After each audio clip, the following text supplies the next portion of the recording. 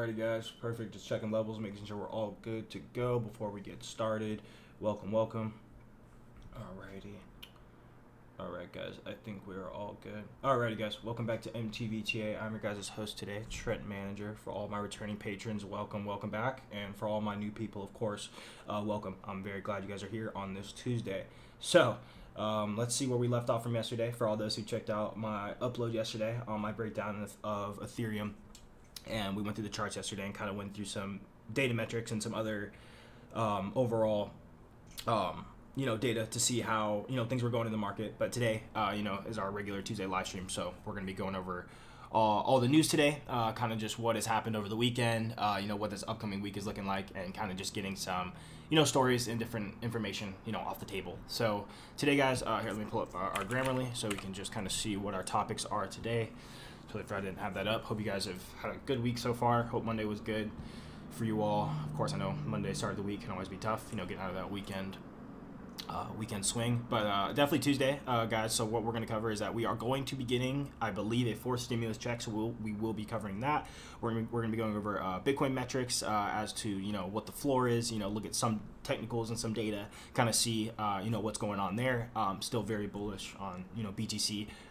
This is just all part of the patience plan. We talk about patience very often on this channel, guys, that, the patient people in this cycle will will always win. We're going to talk about also some DeFi hacks as well on Binance Smart Chain.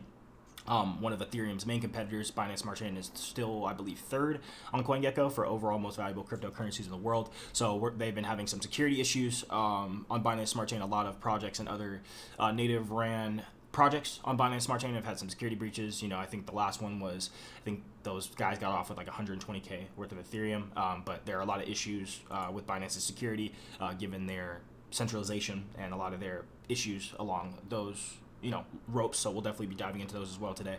Buying your first cryptocurrency, 10 things you should know, just some kind of basic reminders, not only just for, my more veterans. Of course, I always still look at, beginner guides, and, you're never too old or too experienced to learn new things. That's the one thing, you're never too good at something to learn something new.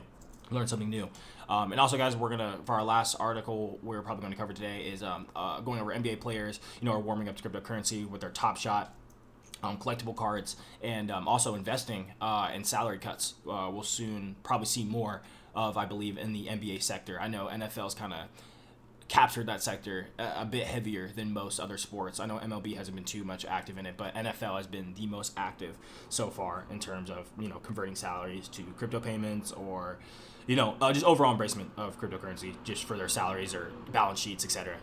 Just overall basics of that. And also we're gonna go over what happened yesterday with the little flash crash we saw. I had gotten some emails and I didn't realize till early this morning kind of what had happened, because they kind of posted a little bit later. But Gemini had if you guys don't know what Gemini is, it's a major crypto exchange worldwide. I don't believe they're just in the US, but Gemini had a massive outage on both of their sector exchanges on international and on US soil. So they had a little bit of outage that caused all their exchanges to fall and kind of go out of service, out of maintenance. All funds were secure. No one lost any money. No protocols or hacks along that, but it just, people couldn't trade and sell their stuff. So that was definitely probably an issue. But just from the amount of trading volume they had, definitely knocked a lot of people out.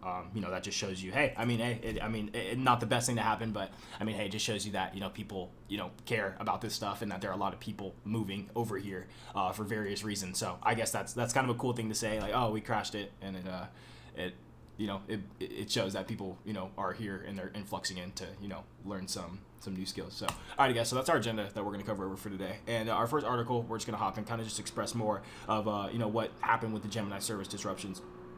So Ethereum massively, crushed that new all-time high, reaching around $4,250. They said $4,200, but on some exchanges it did reach a little bit higher. So kind of just what we broke down already. All the customer accounts and funds remain completely secure, but overall the influx of volume that was on Gemini just could not be handled.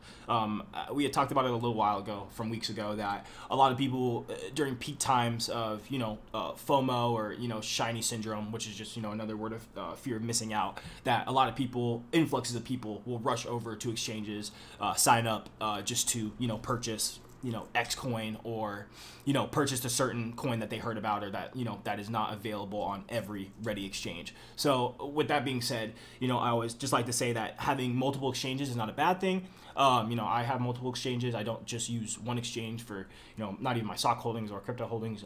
There's nothing wrong with diversifying your eggs within the same basket, but in the same basket, just multiple of them. There's nothing wrong with that. So I always kind of do recommend that, just because exchanges aren't perfect. Not by no any means is any of this technology perfect in the sense of having your money on exchange, but that now you can see is one of the issues that is feasible, that you can definitely see, is that things can go offline, and there are things that can be restricted that people have no control over, such as exchanges crashing, and not having access to certain features and so on. So just definitely wanted to break that down and kind of just get that out of there. It wasn't the biggest deal at all. It's like those black swan events that you can't really explain. It's just one of those things no one ever could have saw coming, and it's just part of the technological advances and moving forward. Stock exchanges go down all the time. Webull, Robinhood, I know Robinhood's not the best rep, but a lot of their exchanges have the exact same issues a lot of the time. So really didn't want to cover that too hard. That really wasn't anything too crazy, but it did have a sharp decline on the prices. We did have a very quick drop of a lot of pretty much every cryptocurrency. So Ethereum got it, a lot of the smaller coins got it, Bitcoin for sure got it, but now we're rising back to some steady levels now. Those dips were bought up pretty quickly. So also, and we're gonna go over to why NBA players are warming up to crypto, just a little bit of some overview. I watched a quick, I think this video is a bit too long. Yeah, we're not gonna cover the 17-minute one, but I do recommend watching it, and I will put it in the Patreon. Of course, you can just look at the website I'm on, and of course do your own search as well, through Cointelegraph, and why NBA's Top Shot has been doing super well, but really giving an overcoat as to what's going on with the sports world. NFTs, we're still moving forward. NFTs, of course, have not gotten the attention as much, at least here on the channel, but the search volume is not slowed down by any way. Those are still thriving in a way of Tom Brady still doing his, exchanges are still getting mass amounts of funds for integration, and celebrities are still squeezing all they can out of them as well. Of course, came around, and as an artist, you guys already kind of know my feelings on NFTs, but as I think right now, just from personal opinion, higher net worth individuals are doing a little bit better off them than more of retail investors, of basic people, more everyday type people, as you may not have the audience that a lot of these bigger people have, and you may not have the resources, and so on and so on. So a lot of these people are stretching the NFT craze a bit, I could say personally, but I think as time goes on and things get more settled and more acceptable, and as time time will tell all, of course, but I do think these things will make the cut. And especially in the terms of we've talked about MLB with their atomic baseball card collections, pretty much the exact same as NBA Top Shot, where you're collecting moments, players, rare cards, and so on, just taking all those assets of physical attributes and just putting them through blockchain. I love the idea of NFTs and so on. By no any means I'm turning my back on these. It's just always good to see the adoption and the learning curve for people who not just bash on stuff and say, oh, I don't understand because I don't get it, because change brings a lot of doubt, and doubt brings uncertainty, and then that brings fear. That's where the FUD comes in: fear, uncertainty, and doubt. So it's great to see. I know Mark Cuban has talked about plenty of times of having his players sitting down in seminars once a week, learning about this technology, not only just NFTs, but just overall just the technology aspect of this. And I think that's awesome, because there's really no other way that you're going to understand these projects and this technology without taking the leap of sitting down and learning. There are going to be nights where you don't want to read, and you don't want to read about this extra project or these updates. Trust me, guys, I totally get it. There are days where I'm reading all day and I don't want to read about the Ethereum protocol update that I have in 2 weeks that I need to get in my head, that may change of it could be as simple as changing syntax at the end of my function, or it can be as major as, all right, we got to update framework, so this is going to take a week or two for you to make this major transition. So that's definitely just kind of what I wanted to spill on the table. in the sense of that. But these players are making huge moves in the sense of understanding this technology. They're coming. Top Shot has been doing absolutely phenomenally well. Every time I go on Top Shot, I try to at least get it packed, especially when they drop, because I know they're not as readily available as they will be here in the future. But I have collected a good amount of NBA Top Shots. I got some. I don't think I have a. Actually, I think I do have a rare one or two. I got 2 rare ones that sell for a good amount, so that's pretty cool. Which I think is phenomenal. So moving on from there, I definitely wanted to kind of just bring that information in here, because I thought it was super important as to seeing players just come around to this and really starting to understand it. There's a difference between hearing about it but actually being able to explain it to somebody, and have not only just equity in it, but really being able to explain to somebody what this technology does and why it's important is very, very important. Teach a man how to fish, just like we always talk about. Perfect. So awesome, guys, and I'm not going to cover this too long either. We had a lot of articles I went through this morning, and yesterday were a bit of lighter reads, but you guys know I like to come on here and really express. I know you guys appreciate my more in-depth approach on a lot of these articles, versus kind of leaving you guys hanging. So I've gotten good feedback on that. So really going into this article as well as to buying your first crypto, top 10 things you should know.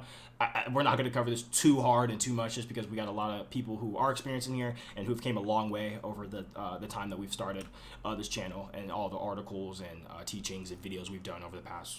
I think we've been doing this for like 6 months now, guys, which is really ridiculous. But simple as don't put in more than you can lose. That's seems pretty simple. But as we're in this cycle, and we're going to cover a little bit deeper. A little bit towards the middle when we switch gears after this article. I'm going to hop into the metrics. We're going to be bouncing back and forth between readings and metrics today. There are just a couple readings I wanted to have first, and we got one video I believe today also.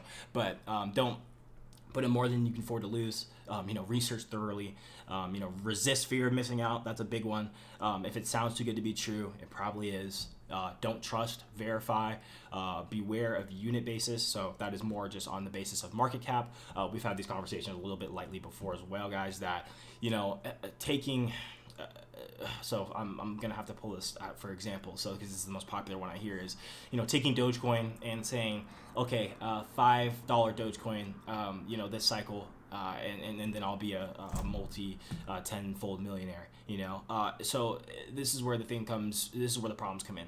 So you need to take in consideration market cap. So just for quick example, CoinGecko. I'm not going to cover this too crazy long just because I have another CoinGecko up. So to give you an example of how much you would have to even, this is going to be some rough math too, so please don't roast me if terms of my math is just completely terrible off. But, taking a market cap of this and trying to magnitude it in the sense of either flipping, Ethereum for a sense of this sense is ridiculous. So even just applying a 2x, here I'm going to pull out my phone just on the side, a 2x to this market cap. So 19,452, 873. Here I'm just gonna do this real quick and times that by 5. That puts it at a greater market cap than, and this is a 5x too. So this is taking a Dogecoin that's 50 cents, and let's times that by 5.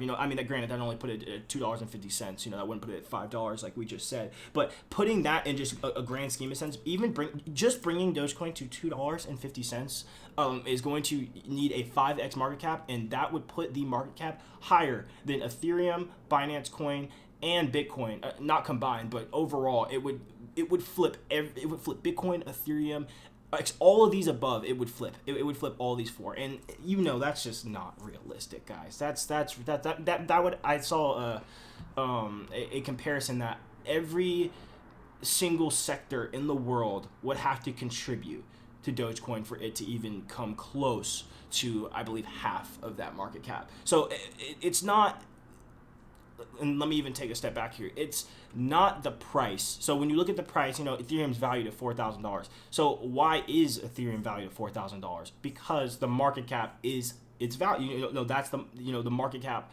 holds its value in that sense. So it's whatever we as people choose to have as market, it's whatever we choose to value at. So why is Microsoft stock 200? It's whatever we choose to value it at, and of course it's the supply and demand factor in that sense as well. So that was just kind of a brief reminder. I didn't mean to kind of go on a tangent there, but that's just a big one that I've had to really break down so often, and I feel like that's a lot of individuals do not understand that in a sense. So, and also not your keys, not your crypto. We haven't talked about it too much about, having cold storage, but we have had the conversation about, people who are taking this a bit seriously should be considering cold storage, and you can buy fractions of Bitcoin, understanding the tax consequences by using dollar cost average, and don't obsess about the price. So all these were really good. I'm gonna post this on the Patreon as well, just because you're never too old to have that reassurance. I read through these all the time just to give myself that extra boost. So awesome. So to take a break from the articles, we're kind of I'm gonna go on like a little side tangent here just for a second. So I need to go over the Bitcoin Fear and Greed Index.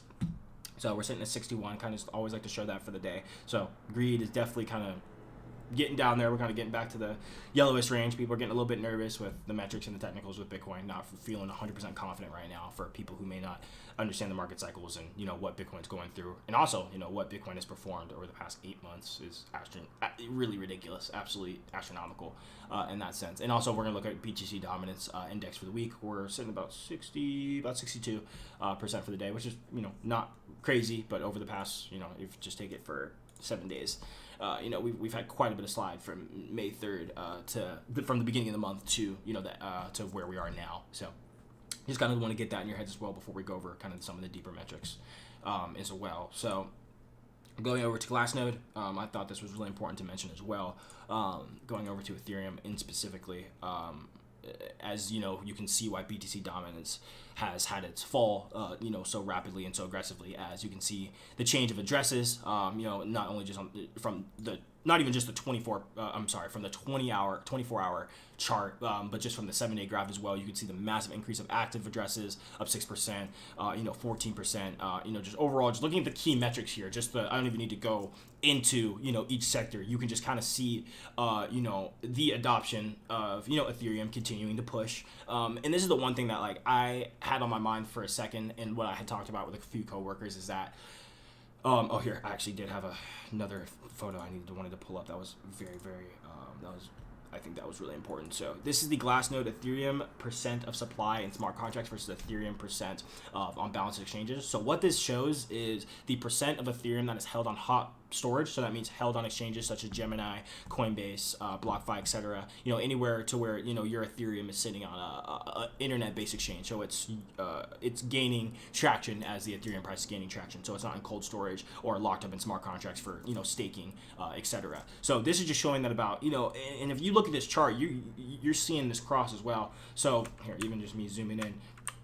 So taking the green, the Ethereum percent of balance on exchanges, as you can see over this is from, let me look at this metric. So from 7/8/2015 to now, or from the 5th, I'm sorry, so just about a week off, you're seeing the amount of Ethereum on exchanges plummeting. So that means that you are having people, and I'm going to say smart money, and I'm not, calling, people who are new and people who are unexperienced dumb money, but just the difference between dumb money and smart money is classified as, buying the dips and, selling the tops, and then dumb money is considered people who are, FOMOing, or, they have shiny syndrome, and, they're buying the tops, such as, buying the tops of 4,100, Ethereum, and then, having our correction that we had yesterday from to 3,800. So now they are down on their initial investment versus buying in a week ago or 2 weeks ago or dollar cost averaging, etc. Just kind of had to get that out of the way. But you're seeing the Ethereum overall percent on exchanges dip, and you're seeing the Ethereum supply chart of locked in smart contracts increase. So why is this important? So the importance of this is that you're now seeing that people are taking not only I'm just going to say risk because everything is risky in this market, but it's not. There are obviously more educated risks, but people are taking the risk of staking and locking up their Ethereum for the good of the network. So trusting the Ethereum network long term, giving those passive income rewards. That's what staking does, is that you lock up a percentage of your Ethereum, whether that be 1 or half an Ethereum or just a quarter of it, and you lock that up in the network, and that yields you passive income for you supporting the network. That is one of the great things about Ethereum's ecosystem, is that it is more than just an asset. It is the push for a lot of other applications and Web 3.0 and et cetera. We've covered it plenty of times as to why Ethereum is important and what it does. So that is definitely something that a lot of you guys can go back and take a look through my Patreon if that is something you would like to do. But getting back to the metrics here, you can kind of see that the education is increasing. So people are understanding Ethereum's use cases. They're understanding, the future outlook for Ethereum, what it's going to provide, not only just in the finance sector, but really just overall in supply chain, real estate, etc. The list really does go on. So that was a great thing that I kind of noticed, is that people are really taking that trust lead in really supporting the network. And there's nothing better you want to see than people not getting over that hump of greed and really understanding and having that tunnel vision for the long-term mindset, which is phenomenal to see. So that's really all I had for the Glassnode metrics. And really last one before we hop back into our made readings, guys, is I wanted to kind of just go over, kind of just break this down real going and just really give my honest thoughts, because I had a couple questions and people who are taking these risk plays, and I'm gonna explain this when I say this. This is not something to make fun of people, or make fun of people not understanding the market cycles, or coming into this market and who are new. I'm not doing any of that. I'm not putting down anyone who is doing this. I want everyone to succeed in this market, whether that be you're buying solar flare coin or dog owner coin, whatever it is. I want you to succeed. But it's something that is, if you're teaching in this space, not only from a news perspective but also a development perspective, the information in the news caters a ton to the technology. So putting it in this sense, if you're having, and this, I've heard this happen, or I've heard this talk multiple times over the past weeks and months, not only just from coworkers but from other individuals I talk about, that I share ideas off of and collaborate with, that this narrative here. So we're gonna go through this real quick, that Kabosu coin, solar flare coin, dog owner coin, like these coins, and you can see when these are added. Last added 10 hours ago, 17 hours ago, 1 day ago, 16 hours, 24 hours ago. These are not real utility use coins, and these aren't good projects. I try to keep it G-rated on this sector, because I do have a lot of kids who watch this channel, so I try not to cuss and stuff. But these are what we call poop coins.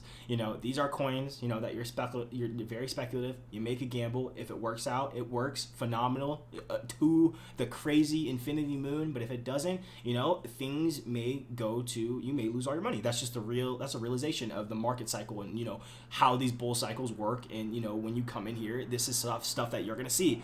You're gonna see things like this, 24 hours up 696%. That's insane. And if there's anything that I have taught consistently and effectively on this channel, it's that always do your due diligence.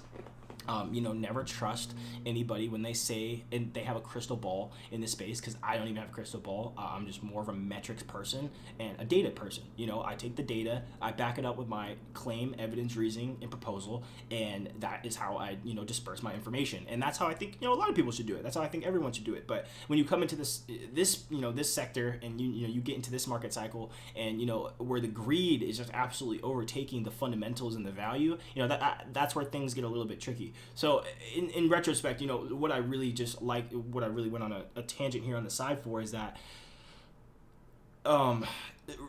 this space is not a get rich quick, guys. Like, it's simple as that. This is not something you come in here and you may see it. You may go on Reddit, you see TikTok, you see all these people who took this massive risk, in some of these coins, and they may have turned $10,000 into $150,000 into $20,000 or $200,000, and now they're rich overnight, or they're rich in a week. Yes, that does happen to some people. Absolutely, that happens all the time in the world. Not even just in crypto. That happens with stocks, penny stocks. That happens with oil. That happens with literally so many sectors.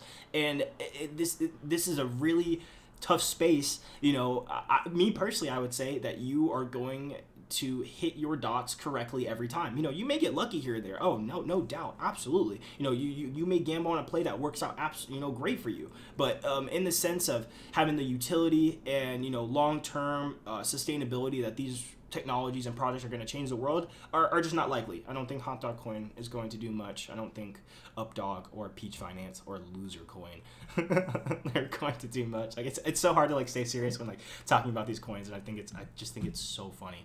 Where we're going from. So ending notes, where I'm coming from here, guys, is be safe.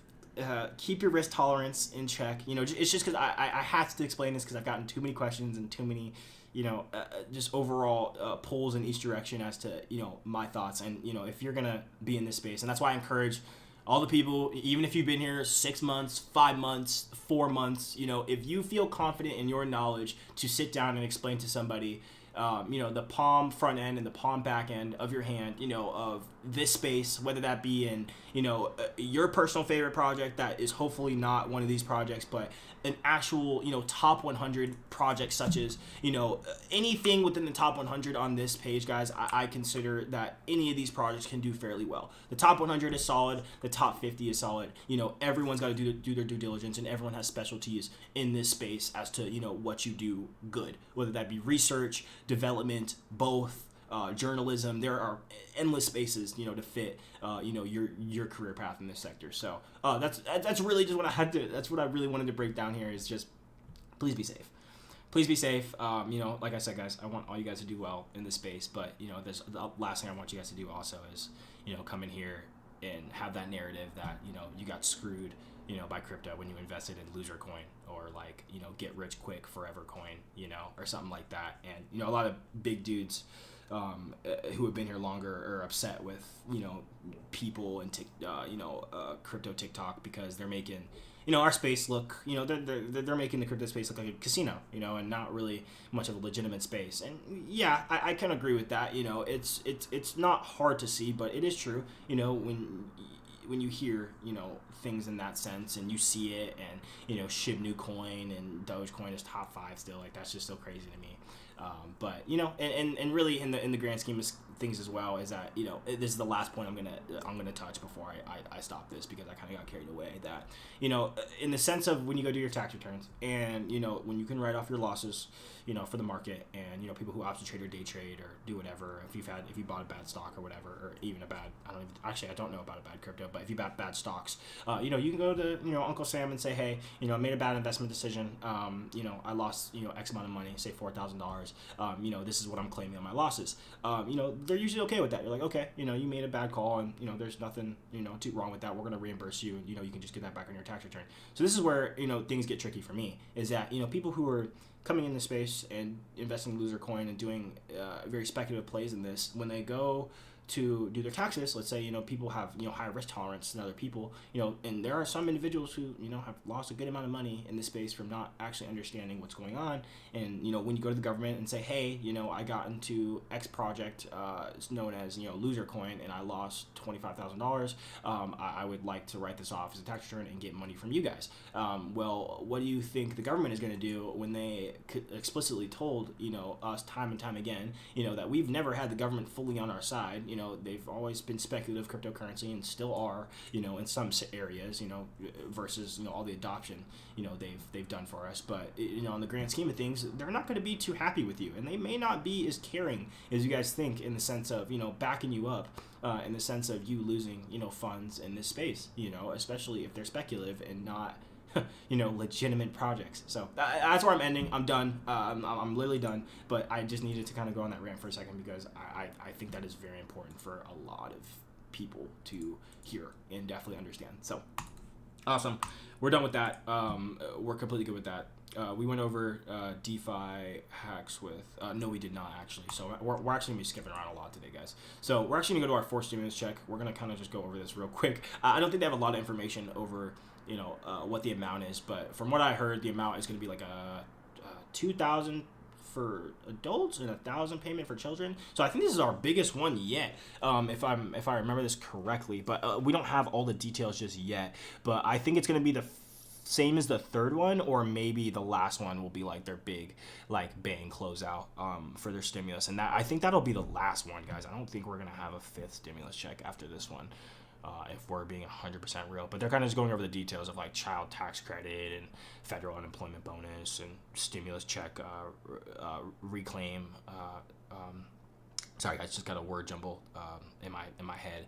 But, making your child tax credit raised permanent. So there's a lot of I couldn't imagine the amount of just paperwork and just overall planning that the stimulus takes. And I know some people who never even got, like, their first or third one. I mean, I didn't get I did not do the stimulus, so I did not get any of them. So, but overall, guys, this is the last one, and I got a video that we're gonna rope into this as to Stan Druckenmiller comes on to CNBC, and he has a chat, a realistic chat about how we may lose our dominant reserve as the world currency, as just from the result of us printing so much, and all the issues we have here going on financially. So I'm gonna definitely throw that clip on real quick. Let me go to the right section because we're gonna explain it just slightly as well. After, and for anyone who didn't know what Stan Druckenmiller does, he's a hedge fund manager, multi-billionaire. Dude's like worth $5 to $6 billion or something. So this is definitely a dude who knows what he's talking about in the sense of overall finance and just understanding the markets as a whole. So here I think this is where he starts, but I'm gonna skip around because there's a sector I definitely think it's important.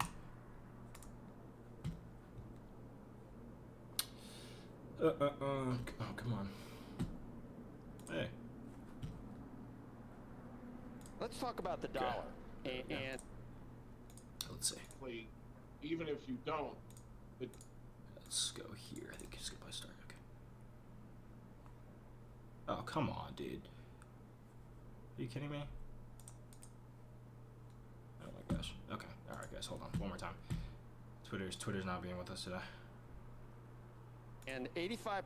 Okay, we're above trend. 575 of the 850 billion. I'm old enough to remember the bond market vigilantes. I used to be one of them. Without the Fed buying, I don't know what the exact number is. I think it's 60% of all the debt issued. The bond markets would be totally rejecting this. So they are enabling this massive expansion in fiscal policy. And the problem is, if you end up getting inflation, and frankly, even if you don't, the debt is going to be so big. You remember I did my entitlement talks 8 or 9 years ago. That's all happened except for one thing, the interest rate level. So we're right now in the crux of when the baby boomers accelerate in terms of getting Medicare, Medicaid, Social Security, that stuff. Right as we're doing that, we just put $6 trillion of new debt on. Again, all enabled by the Fed. These guys cannot be doing it. Bond rates would go to a prohibitive level. So my issue here is, in the future, as we go forward, if you look at, do you have chart 5 up there? Let's get it. I think we can do it. Which one? It's federal spending, Social Security, major healthcare programs. Federal spending is percent of GDP. This is the CBO. This is not me. Okay, and they're saying if 10 years go to 4.9%, which is their normalized projection, the interest expense alone will be close to 30% of GDP every year. That's basically what we just spent on the COVID emergency in the last year. There is no way we can afford to have 30% of all government outlays be toward interest expense. So what will happen is the Fed will have to monetize that. When they monetize it, I believe. I think I messed up. Okay, I completely missed the spot where you talked about. Right as we're doing that level, it's going to be so massive. It's on market like 5 their activity. Okay, this is the right one. I don't know where I had it planned out before it all froze and went on. But long story short, regardless, he had good information in there regardless, so it didn't matter. But overall, I'm gonna have to find the portion. But what he was expressing in losing this reserve currency is that the turn from this, from you losing, the U.S.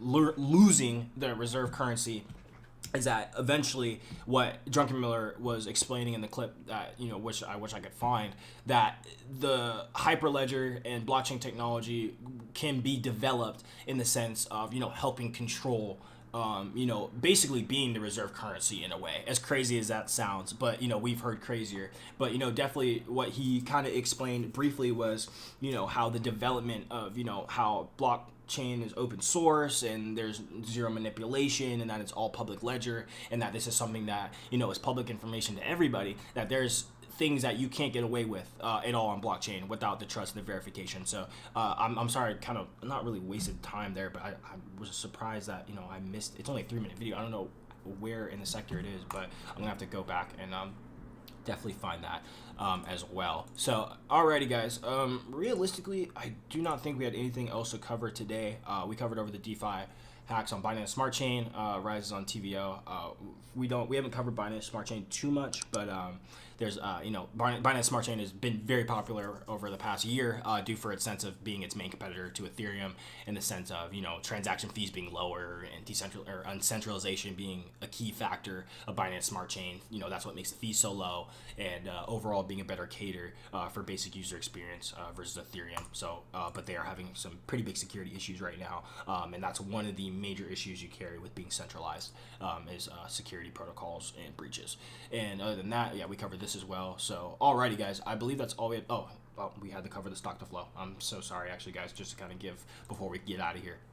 Oh, and also I need to go over our quick AWW board. So, real quick, I thought this was really important because it's pretty obvious, and this is something that not really obvious, but this is usually what happens is that you go from fiat money, where you go to BTC usually is the basic intro for a lot of people. Some people do skip over this realm and go straight to here because BTC is too expensive, but usually this is how it goes. Fiat to BTC, and then BTC to large caps. Large caps are considered I'd say top 25 projects within CoinGecko. So I think I closed out of it, but that list we were just on of the top 100 and top 25 and top 50 projects. And then from there, you go to mid caps, and mid caps from there you go to low caps. So where the alternative route comes into play is that people will profit off low caps and move them to large caps, such as Ethereum, Bitcoin, Chainlink, and larger potential utility projects, or move them back into BTC. So that's usually a common metric, to kind of just remember is that it usually comes full cycle. You're not gonna catch a lot of people who know this market that are sitting in low caps, for a very long time. It is usually to produce money and then move them into large caps and larger projects that are gonna do well in the long term. And also going over a quick stock to flow before we definitely get out of here. Definitely wanted to bring this up as well and kind of just show you where we're sitting on the stock to flow model. So the stock to flow model is super important, and the dude who did this is it's not the guaranteed movement as to what's going on, but in the sense of comparing the stock to flow metrics as in the data and analytics, this is how it matches up in the sense of Bitcoin and its halvings and its movements per se.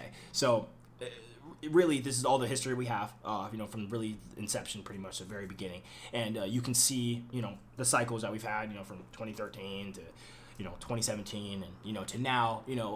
History does rhyme, and we talked about it all the time that history is rhymed consistently. It doesn't always repeat itself exactly identical, but you can see that it does rhyme pretty well. So if I had any idea of really where we're sitting at, if we're being real, we're looking to gear up, not count eggs before they hatch, but if you were to just take the metrics and date off this chart, the stock to flow, you could say that we're gearing up for probably a good move here pretty soon, I'd imagine. And summer is usually pretty hot for the cryptocurrency markets, in the sense of decentralized finance and other projects smaller in the mid caps who can shine when BTC is not doing too much. So alrighty, guys, so that's really all I had to cover today.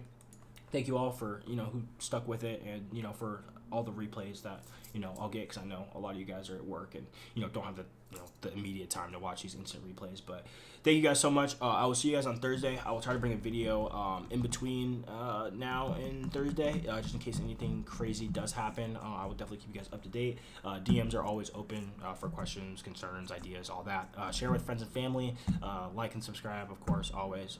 Always blessed to be doing this for you guys. And I will see you guys on Thursday. Thanks so much, and I'll see you guys